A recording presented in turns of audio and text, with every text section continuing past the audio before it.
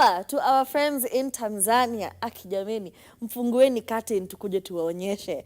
It would seem that Diamond Platnumz has found himself on the wrong side of the protests that are going on in Tanzania. If you don't know what is happening, the elections are supposed to happen on Wednesday, the 29th of October, but people were like, we're not going to the polls. Sisi hatuendi huko.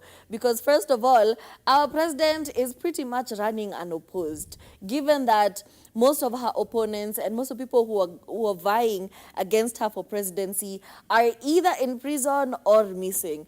And the other candidates who are there suspiciously are not getting the votes. Also, on top of that, how can you say you are now counting the votes when the elections didn't really happen? People did not exactly go to the ballot stations. You know, very few people got a chance to actually put in their vote before elections, before protests, broke out. Yeah, so it's crazy how things are going. It would seem that even Zanzibar is now trying to splice itself from Tanzania. I think yesterday, or I think earlier today, they announced the president of Zanzibar. Today, we're expecting that they'll announce Samia Suluhu as president of Tanzania with a win of 53%. Now, when it comes to Diamond Platnumz, the problem is he was a very avid supporter of Samia Suluhu. And not just Diamond Platnumz, a lot of the stars in Tanzania. We had Top in that, TID. Nilikuona pale hata uliunda wimbo ukasema mama Suluhu. A lot of the artists in Tanzania either being paid, either they're just too patriotic, or some way or another they aligned themselves with the government.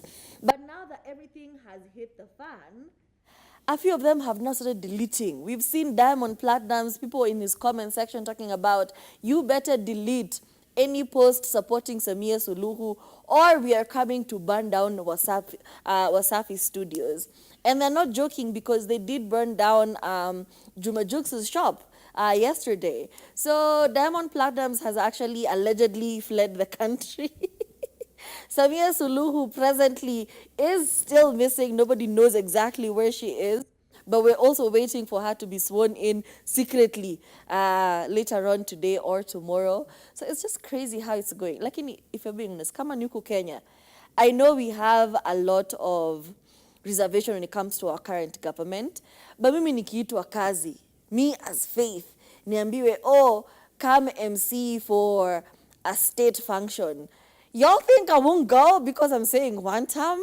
Girl, I'm gonna be there. They're paying me money. So, and remember, Diamond has like 700 children. He needs the money.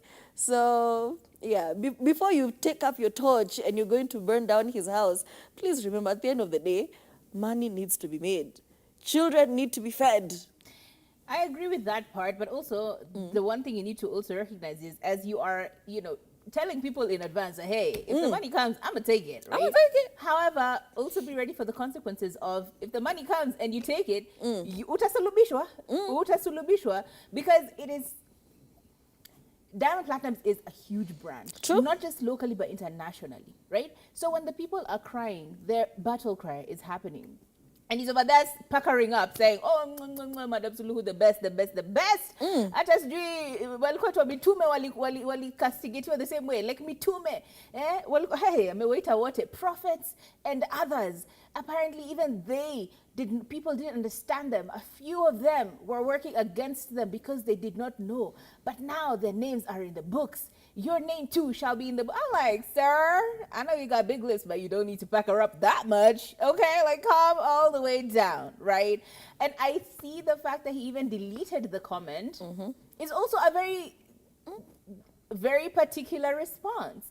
Had he really been intending to continue to pack her up, he could have. Angeendelea tu angezidi tu kusema, hey, look, I know what I said, and I know we have different political opinions, but this is my political opinion, and this is where I stand. Like, backbone. If you're going to do something, do it fully. Fully, okay? However, pack her up, Diamond decided to delete the comments, and people are like, Tauzi, delete. We know where the studios are. We're coming for you. We're going to burn those places down. Here's my thing, though. Like, Tanzania, it doesn't have to be fire, right? It doesn't have to be destruction of property. You can still march, you can still protest and every. But it's difficult to say that as well, because if you're being shot in the feet, niliona someone akisema, what do you call it? They're firing guns at our feet. They're firing live bullets at our feet. So I get the anger. Something that could easily have been solved by people sitting down, the people who are in opposition coming back in and being led to stand in their positions, that probably would have made a difference. However, it's a difficult, any political strife is a difficult thing to dissect, because ultimately there are people who love Suluhu Hassan president, and there are people who don't, right? There are people who are with her, and there are people who are not. So it's just a fair justice system that needs to make sure that the people who don't like her and vote for someone else have equal rights to say that to the people who have and love her and want her to be president. She didn't happen upon the presidency. She was voted in. So No, she was not. she wasn't? You remember Magufuli passed on, Oh, I was so she came in. So she's not trying to get elected. Was she VP? I think so, to serve a Okay. full term. Oh, wow. Okay, that part I missed. Okay.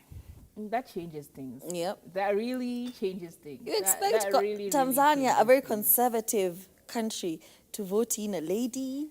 That really changes things, because ultimately you and your predecessors seem to be cut from the same cloth, and that is a problematic thing. Diamond Platinums, I'm sorry. Maybe it is time for you to flee. You know what I'm saying?